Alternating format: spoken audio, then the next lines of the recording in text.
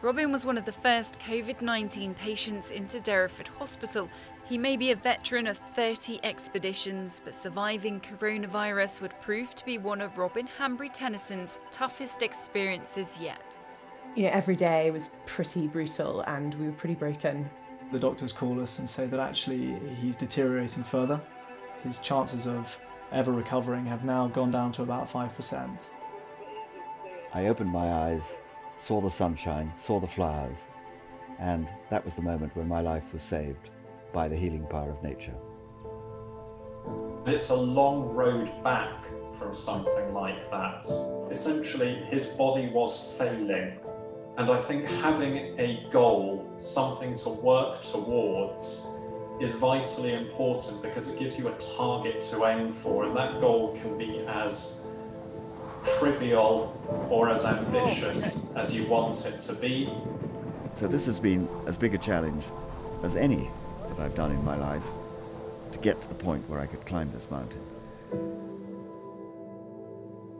I will make it to the top because I believe everyone should have access to the same thing that saved my life.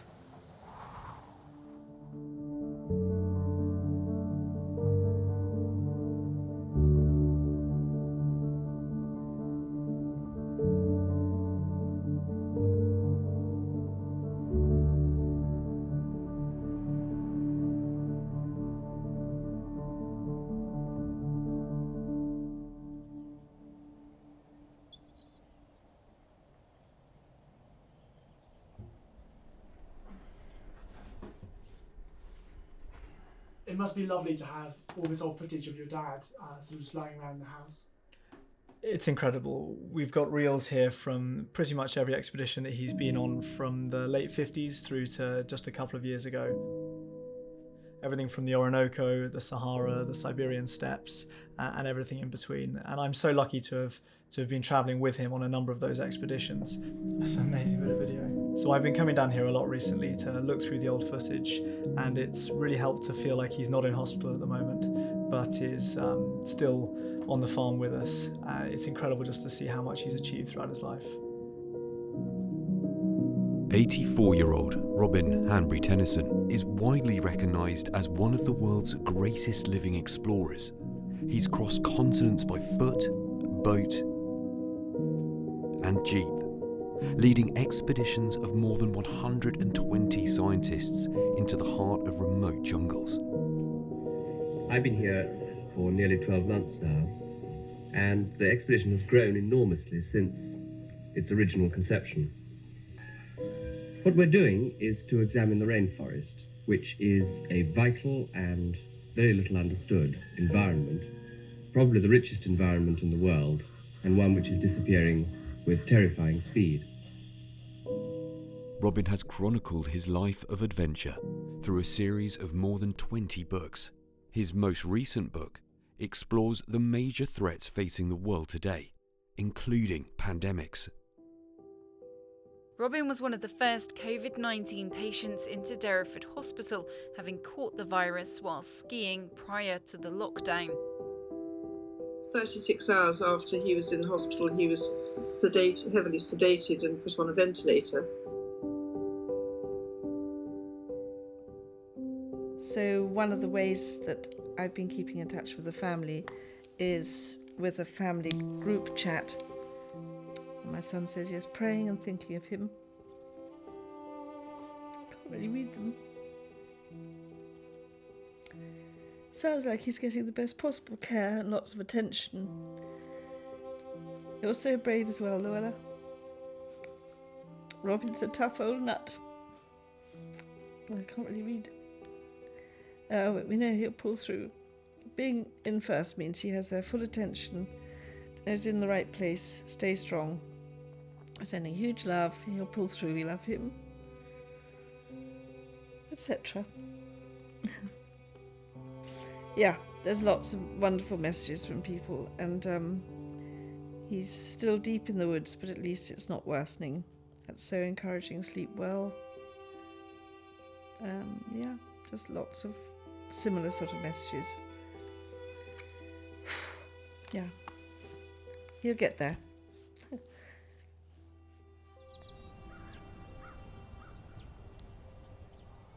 Robin and Llewellyn's farm on Bodmin Moor, one of Cornwall's designated areas of outstanding natural beauty, is overlooked by Cornwall's highest peak, Brown Willy.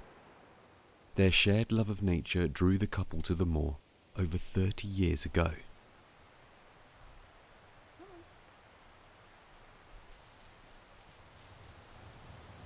This is such a special place because we come here often together. Robin's travelled all his life to the most wonderful places, and of course your favourite place has got to be home in the woods here on our farm, and it's very comforting and reassuring to visit it and think about being here with him. After 2 weeks in hospital, Robin's kidneys fail. He is unconscious. The family can do nothing but wait as Robin clings to life. The doctors tell them to begin to come to terms with a life without him. You never know how you're going to react when somebody that you care about is so unbelievably ill and on death's door. And, every day was pretty brutal and we were pretty broken. The doctor says to him, look, your lungs are filling up with fluid. We have two options. Option one is we leave you and hope that you get better naturally, but the chances are at your age you're almost certainly going to die if we do that. Option two is that we sedate you probably for 10 days, try and drain your lungs, but at your age you have about a 20% chance of survival.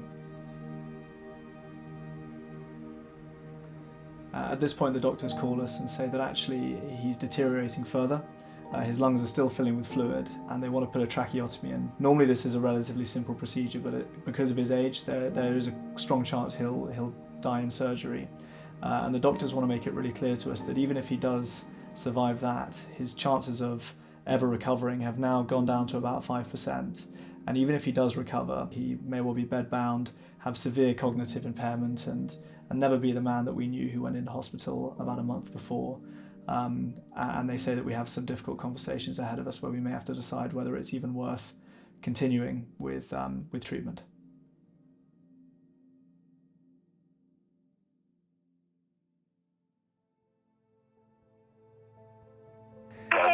For hearing Merlin's voice? I believe I'm alive. Good. You are alive. You are alive. You're definitely alive. After 5 weeks in intensive care, Robin was wheeled into Derriford Hospital's healing garden with ICU nurse Kate Tanton by his side. I remember the first times he went outside and you feel fresh air and they see sun and they see flowers, and it's like they kind of start to emerge out of this dream. You could see he was looking at things thinking, oh, this is real, this is tangible, I feel safe. And that was a real breakthrough for him in his recovery. My name is Robin Hanbury-Tenison. I'm an 84-year-old explorer and I survived 5 weeks in intensive care with coronavirus.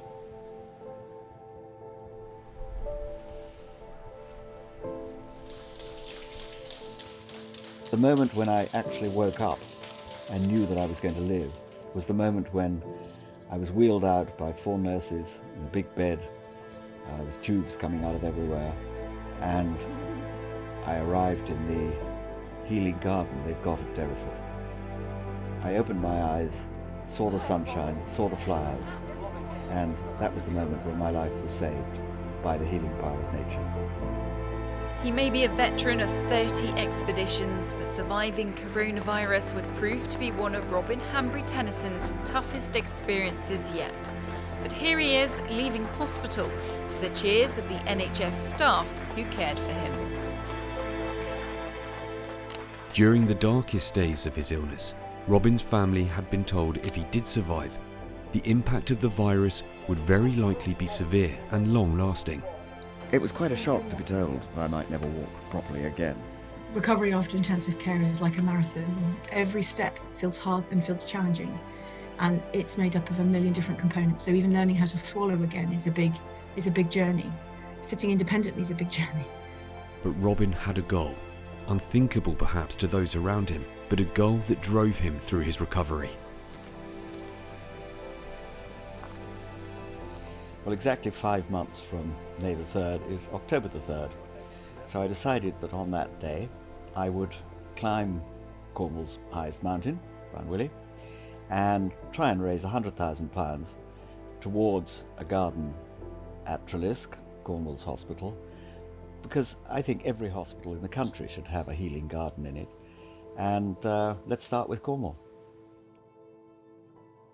It was exciting to have him home, but it was also quite nerve-wracking as well. We were in lockdown for 2 weeks once he got home, so no one came near us. And that's quite scary. I'm not a nurse, and I didn't know whether I was going to have to do major nursing or not. He was very thin and had lost about 1.5 stone. So we had a lot of work to get him back on his feet again. He could hardly walk, only a few yards when he got home on a Zimmer frame. It just takes a bossy woman and a certain amount of threats, and he'd do what I told him. So we borrowed a mobility scooter, we borrowed an exercise bike, and we've done a lot of exercises and short walks. It's just been really amazing watching his strength come back, his muscle come back. He was very thin and very bag of bones when he got home. He gets very breathless still, and even though his lungs are clear, I'm not sure that anyone quite gets back to where they were before they've had a really horrible illness, but he's fantastic, and he's a strong and determined man, and he's worked hard. What Robin, and indeed any other patient who is having to fight off this infection at the outset is having to do is that they are quite literally climbing a mountain when it comes to the impact that this infection is having on the lungs, on the oxygen content of their blood, and the overall impact physically of this infection. You know, everybody has to have a goal when they're rehabilitating and when they're recovering. The journey that Robin is going through at the moment in terms of his recovery following on from an infection like this is going to be no different to the journey that many patients across the country and indeed across the world are going to be making at the moment. So we're ecstatic to have him home, and it's wonderful to see him getting stronger and stronger every day as he trains for this feat that he's taken on. But the weather's getting worse, and he's a lot weaker than he was before, and we're quite worried that he might have bitten off more than he can chew.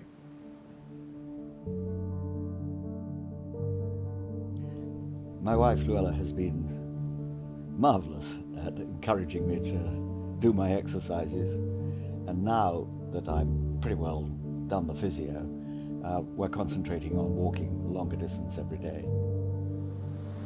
Throughout his life, Robin has set himself tough challenges. For his 80th birthday, he ran his first marathon. But one of the achievements he is most proud of is Survival International, the charity he established over 50 years ago after meeting vulnerable Indigenous communities across the world. The organisation now fights for the rights of these once voiceless people.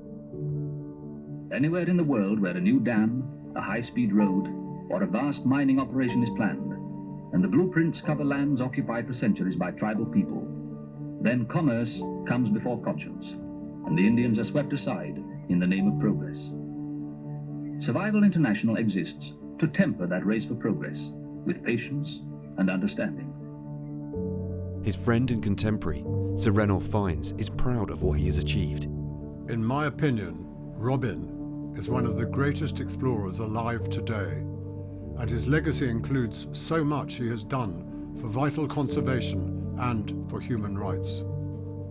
In addition to the sheer volume of his great adventures, his uniquely far-reaching successes for various forms of conservation includes sterling work for the preservation of threatened rainforests.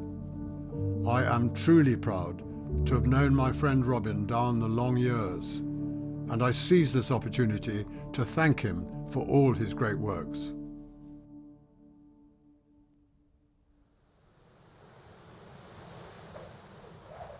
It's the day of the climb. Robin and the family are getting themselves ready for the journey from their home to the base of the highest point in Cornwall, 1,378 feet above sea level. Now, get these boots on. Absolutely. What a weather forecast. We're just heading off to climb Brown Willy, and it's going to be quite a day. The ascent to the top of Brown Willy is a 7-mile round trip, and the terrain is difficult on the best of days. He's always pretty relaxed about this kind of thing, and when the stakes are higher, he just gets more excited. So a number of people have been phoning up and saying perhaps he shouldn't do it, or perhaps he should postpone because this large Storm Alex, is coming in. The Met Office have issued amber weather warnings that will become in force later on today. The Met Office reminds us just how wet it was on the 3rd of October. That day was the UK's wettest on record, records going back to 1891.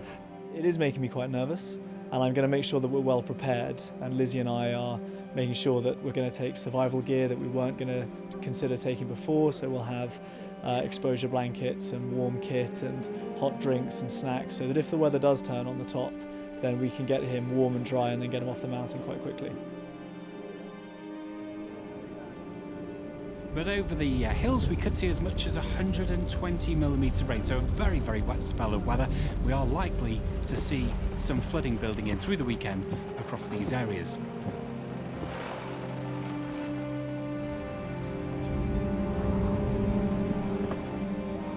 Here we are at the base of Brown Willy. The weather's horrible, my family's with me, and of course we're going to make it. Well, it's been a roller coaster ride, of course, and with COVID recovery, it's a really difficult thing for people to get over. They feel very tired and breathless, and he does feel tired and breathless still.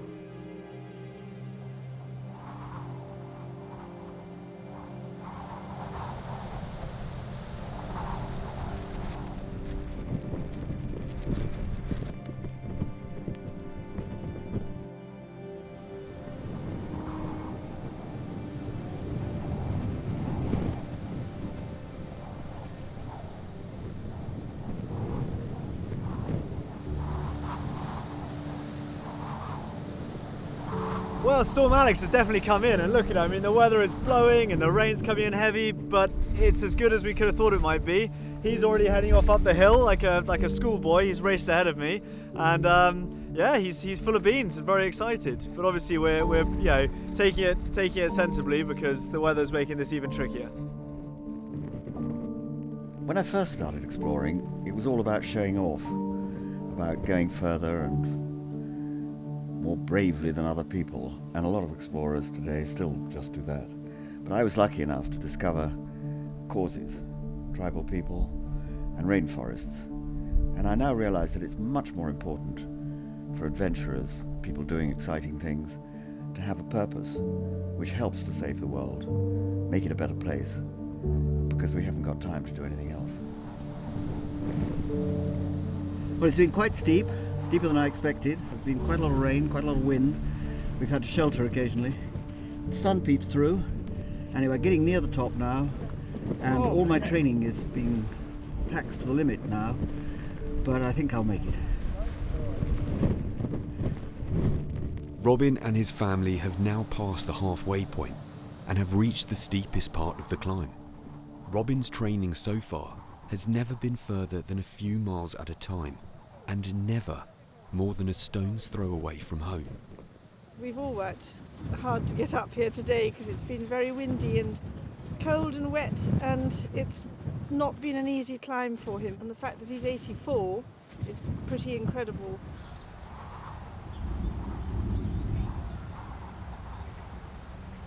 As Robin nears the final push, he starts to feel the effects of the climb.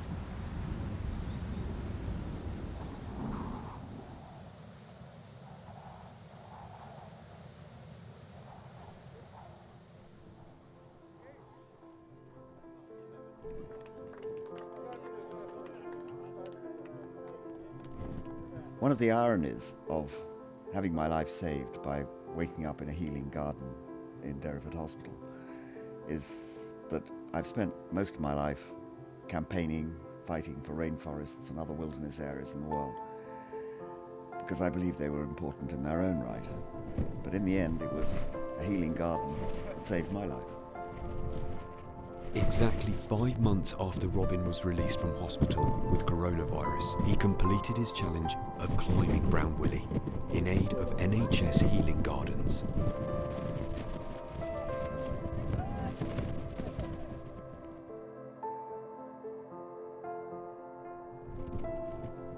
It's a very, very important feat for him, and it's a challenge well worth giving him, and he's done it. And I just feel great too.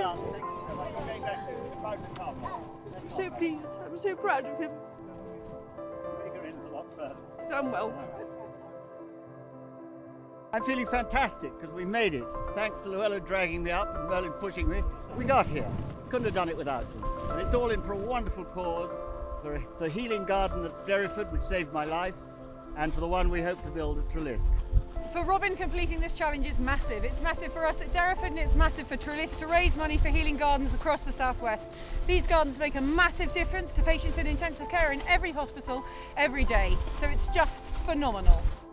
When you take people outside after they've been in intensive care for a long period of time, or even for a short period of time, and you show them a blue sky or a grey sky, or even let them feel drizzle on their hands, it's often incredibly moving.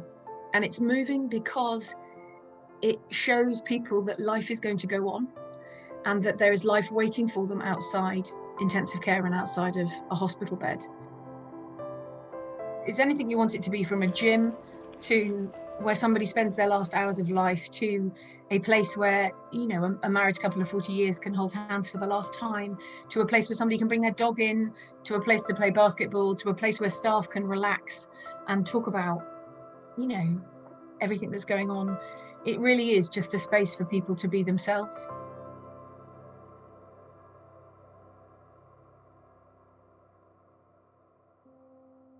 Since the climb, Robin has turned his attention towards helping his son in rewilding their farm in Bodmin.